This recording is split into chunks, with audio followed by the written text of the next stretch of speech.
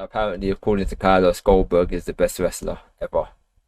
So I'm gonna just say no, sir, and leave it there. My opinions of Goldberg. The man retired Bret Hart accidentally. Like, what kind of failure? Nah, man. So Terrible wrestler. So as a kid, right? I'm gonna move my chair because I've got baskets behind me, and this is probably gonna go on YouTube. So let me just sit here. And I've even got my baby wife for my son as well. And if you dash that over there, I didn't notice that. He said. Well, yeah, but someone would have eventually probably clocked it. You didn't see it. Someone would have clocked it because I always get clocked. Let me just edit that out later on down the line whenever I put this on YouTube.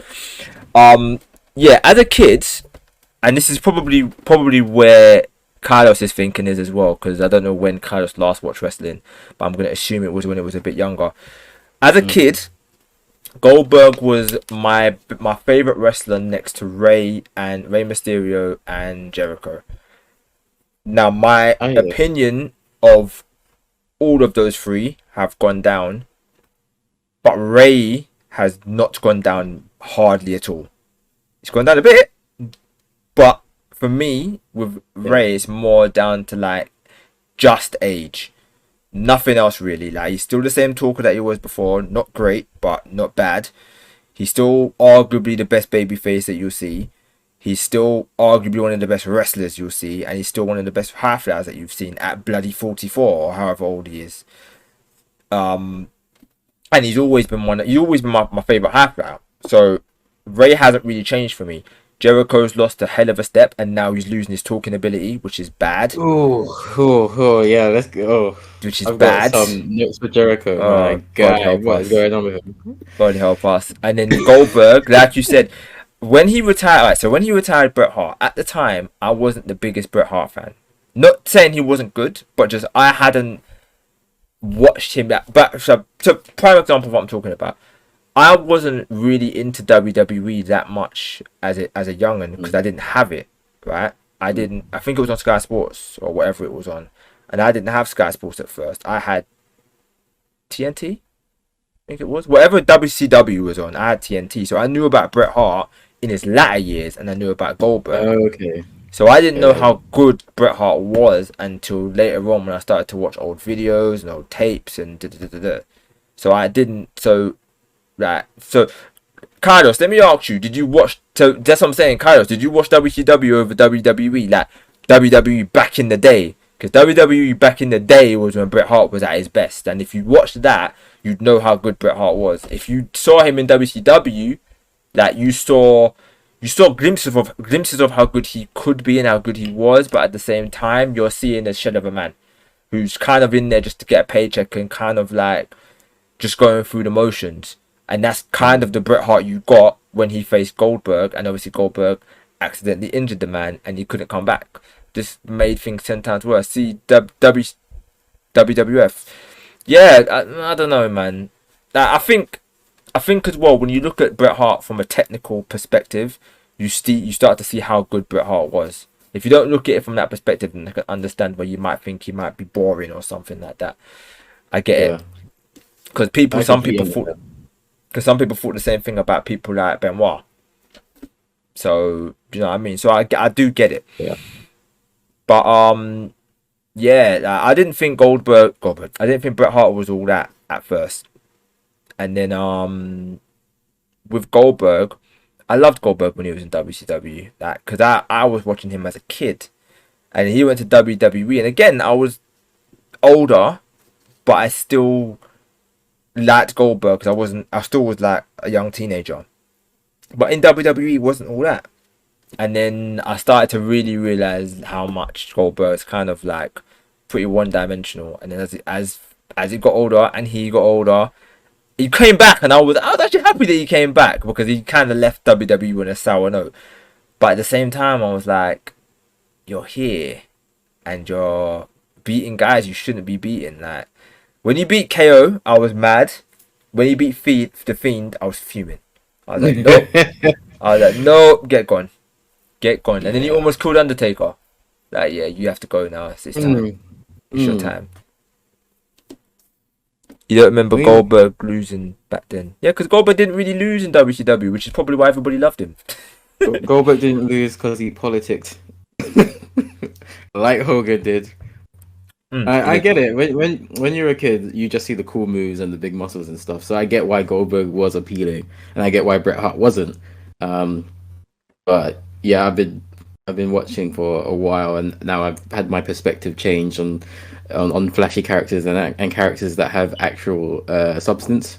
So yeah, I think when you go back and watch old tape of Bret Hart, it still holds up today. Can't say the same for Goldberg. No, I fully agree, and this is the thing, right? When it comes to that Goldberg and all this stuff, and looking at these different wrestlers and stuff like that, a lot of them tend to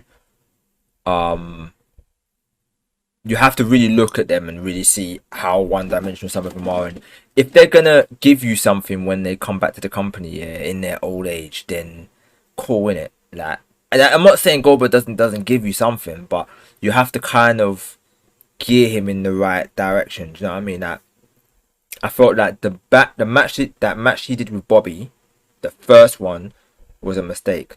The second one felt better because it felt like it was quicker and it felt like it was more to Goldberg's strengths. Still don't think it was that great, but it was better than what the first one was, because the first one was methodical. It was slower. And that's not Goldberg's thing. I get the story they were trying to tell, trying to injure him and whatever. He can't compete, which again was bollocks, but whatever. And you're looking at all the stuff that he brings, and I'm like, I think he's still got one more match left in his contract or something like that. Yeah, he's got another match. Yeah. So I get all that stuff, but for me, he shouldn't have been in that spot. Like, I'm so glad Bobby didn't lose, by the way. I'm so glad. That would have been terrible. Oh, I was expecting him to lose his belt. I really was. And I would have... I said it, because it was SummerSlam, wasn't it? I said it. Yeah. I said if he loses his belt, because I was already peed off when it came to Bianca Belair. If he had lost his belt, yeah, you think I'd be talking about it today? I wouldn't be watching anymore. I would not be watching anymore, and I stand by that. But obviously, it didn't happen. But I said it on the day. I said if he loses, I'm not watching anymore. I'm done, because there's no way that they can allow Bobby to lose his belt. Like, the fact that they had allowed Bobby, that I was so happy, that Bobby hadn't lost his belt yet. Because remember, he won his belt. When did he win his belt? Royal Rumble? Between Royal Rumble and WrestleMania, innit? Yeah. So he won the belt off Miz, which again was stupid. Like, for me personally, right? If you're winning, you won the belt off the Miz, right?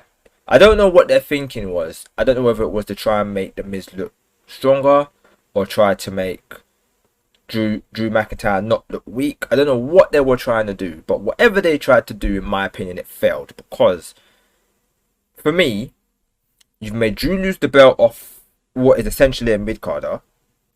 Yeah, okay, he had the Money in the Bank, and Bobby beat him up, but still, he basically lost the belt against a mid-carder.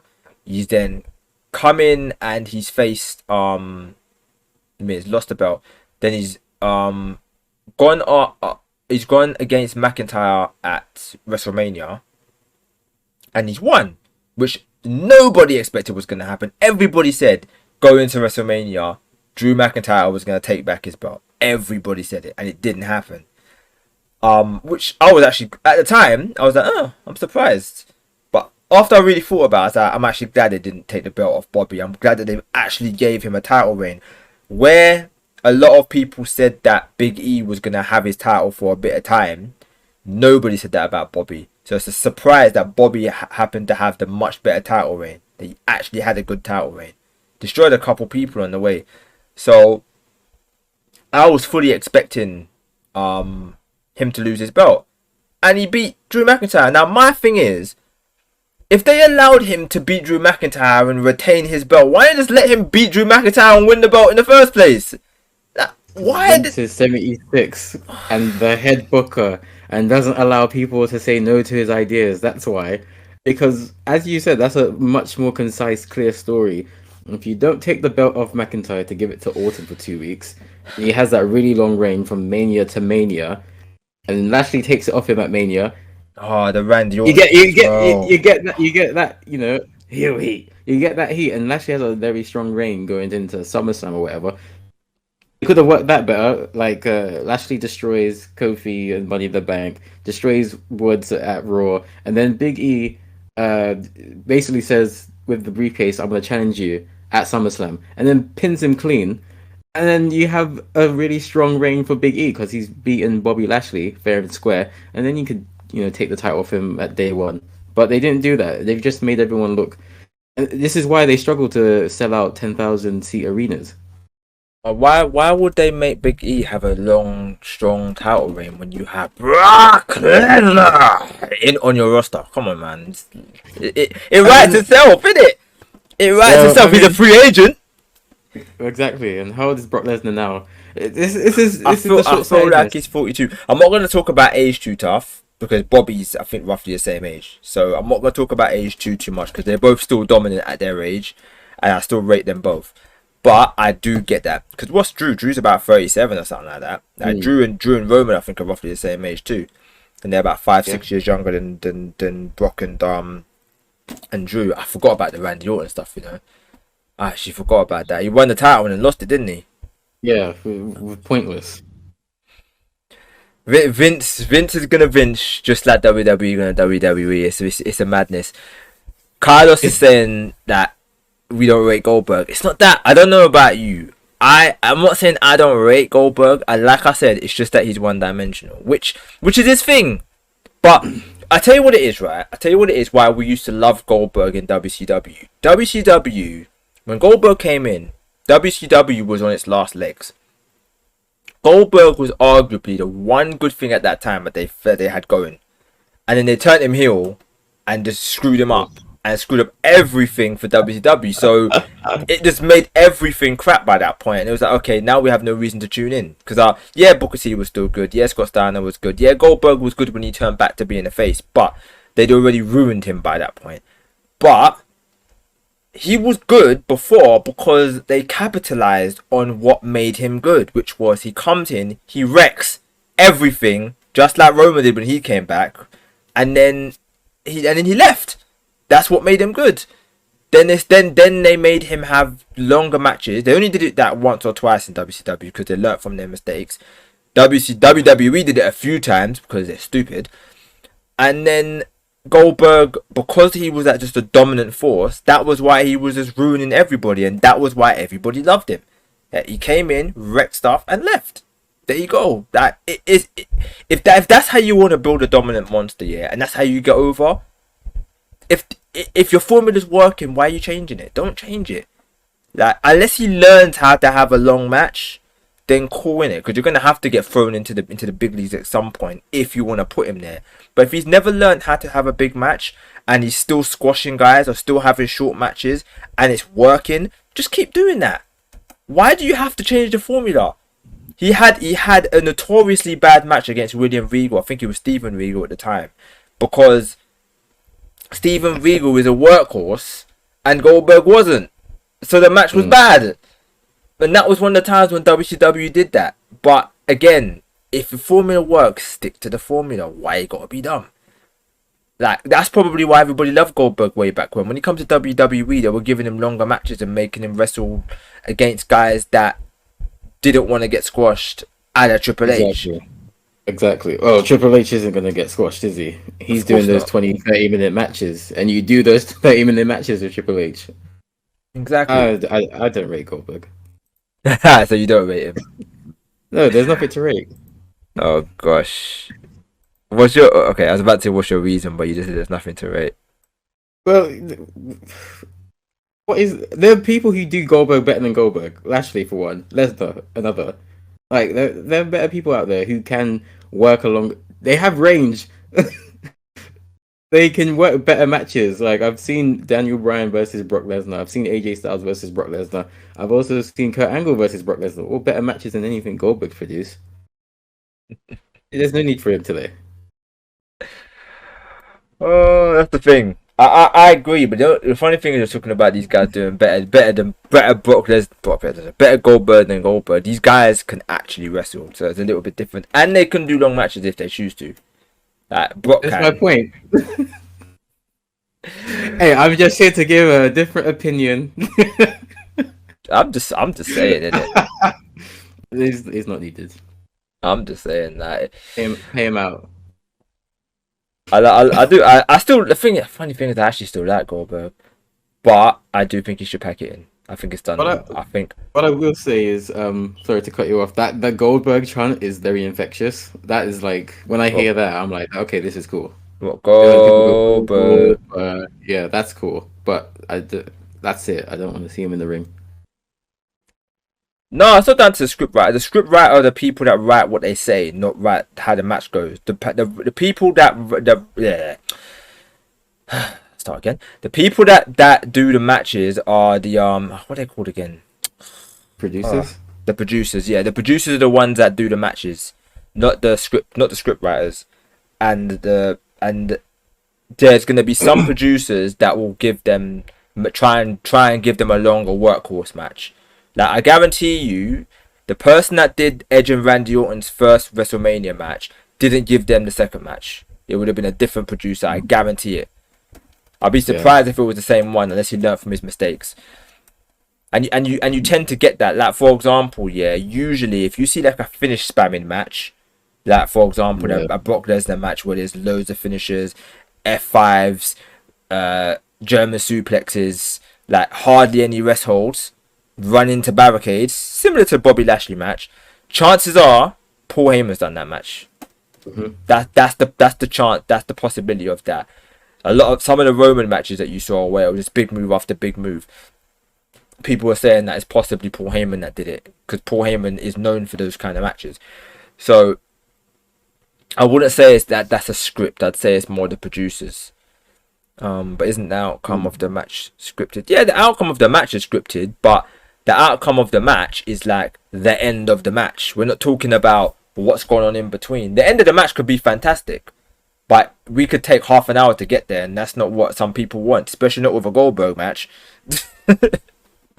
It could be spear after spear after spear and jackhammer at the very end, and the ending could be amazing and everyone loves the ending. But if it took 20 minutes to get there, everyone's gonna say, why did that match take 20 minutes? So that's where I'm saying, yeah, it's scripted, but it's the parts in the middle, innit? The producers will try and deal with that and try and make it go a certain way. The wrestlers will have input as well, but it's the producers that will do that. Yeah, they will lay it out. Yeah. So all of that stuff, man, with Goldberg, needs to be short and sweet, man. That's why the Goldberg Lesnar match was so good. The next one that they had was it for the third title? The third one that they had was for the title, yeah. Both of them. So the one that they came back, the first one wasn't for the title, I don't think. But the second one was. Actually, no, it was. Was it? When you say the first one, which one do you mean? Like the first one when Goldberg came back, or when he came back? Not the first one before they both left. No, that one. That was terrible. And that was like terrible. 15 minutes. That was bad. A Stone Cold Stunner couldn't save it. It might have been for the title. I can't remember. I just remember it being like 90 seconds or something. Yeah. So there was two of them. There was the one that was when Goldberg returned, which was the Survivor Series, I feel like. Oh, I want to say Survivor Series, yeah. I feel like it was as well, and Goldberg murdered him, which is hilarious. That was good. I love that. And then they had the rematch at Mania. And then the rematch was for the title, which Brock won. And that was WrestleMania, wasn't it? Mm-hmm. So those two matches were quick matches. Yeah, lay that nice and quick, lay that nicely. They were both good. I'm not saying every Goldberg match that's quick is good. I'm not saying that. I mean, the one against Braun Strowman was quick, but it was average. But and the one against Drew was average as well. It may have even been rubbish. I can't remember, but I think it was average. But the two against Brock were brilliant. They were really good matches. And so when he's got quick matches, it works a lot better. When he's got long matches, he's not a workhorse like that. Like there's certain people when I see them and it's like long match, I'm like, I don't want that. We don't need that. We don't need to see that. It's all long. Yeah, no, I get you. Yeah, not everyone can pull off like a good 20-minute match. It's very difficult. Mm, very, very much. I think they wanted Brock to win just because he was a man at the time. If we're talking about, okay, I don't know when you're talking about. If we're talking about years ago, like a couple of decades ago, whenever it was, that match, they were both leaving. And they changed the winner. So Goldberg won, I think, didn't he? But he wasn't supposed Goldberg to. won. But he wasn't Was supposed Lesnar to. Mm. really? He wasn't supposed to. Goldberg, Lesnar was supposed to win because Lesnar was staying. I see. Okay. Goldberg was always going. Everybody knew Goldberg was leaving. So Goldberg wasn't supposed to win. Brock Sure. Lesnar was supposed to beat him on his way out. And then Brock Lesnar would announce he was going as well. And we don't have internet like we have internet now. So they found out. The fans found out just before. Where we would know like weeks, months in advance maybe that his contract is going to be expiring on WrestleMania. Nobody knew until like not long before. So Yeah. everybody knew that all three men in the ring was leaving going in. I know Stone Cold came back, but everybody knew that all three men was leaving. And Stone Cold is beloved, and everybody knew Stone Cold was going anyway because he was already part time. He was already part time, so he was already loved, and he was gonna stay loved. All the others got booed because like you're not staying, you're going. Yeah. Alright, cool. And obviously Brock, like I said, nobody knew he was going at first. Everyone thought he was staying, and when he dropped the bombshell that he's gonna go and do NFL, I think he went to go and do. Yeah, NFL. The fans turned on everybody. It's like, okay, cool. Everybody dies. Yeah, exactly. Yeah, That's what happened. Good for Brock though. Man ran through WWE. This is what happens sometimes when you give someone too much too quickly. He completed it. He smashed the Rocky in 5 months in. So of course he's gonna go. Let me try and get some serious money with football, and then went to the UFC. He's done very well for his career. Yeah, but okay. So the thing with before we start talking about this Rumble, the thing with Brock and them having their title fight and them wanting to make Brock win against Goldberg. I get it, Carlos, but the thing with that was Brock, even though he's like under contract with WWE, the thing with Brock is Brock doesn't have, he's got like, I want to say scheduled dates, but he comes to like the big shows. They'll call upon him when they want him to come and do their big shows, the WrestleManias, the Royal Rumbles, the Survivor Series, the SummerSlams, those kind of shows, right? And the odd occasion for SmackDowns and Raws when they wanna push a big rating or whatever. That's when they bring back Brock Lesnar, right? He's not under contract where he's only got a specific amount of matches that he's supposed to have. They can call him and say we want you to have 20 matches. He could have 20 matches because he's not got a contract that says a specific amount. It's just that the chances are they'll be on big shows unless again they wanna get a pop and they want to get a rating, and so they'll try and bring him on like a SmackDown or something. With Goldberg, he has specific amount of matches that he can have. So if he has the title, which again, why putting the title on him is stupid. With him having the title, and he might only have like 2, 3, 4 matches left, you know he's losing the title somewhere down the line unless he signs another contract. So Brock taking the title off him was always going to be a formality because you know Brock's still there. He might not be at every show, but he's there. If they say to him, all right, cool, we want you to come tomorrow, he's going to be there. They'll have to pay him a lot of money, but he's going to be there.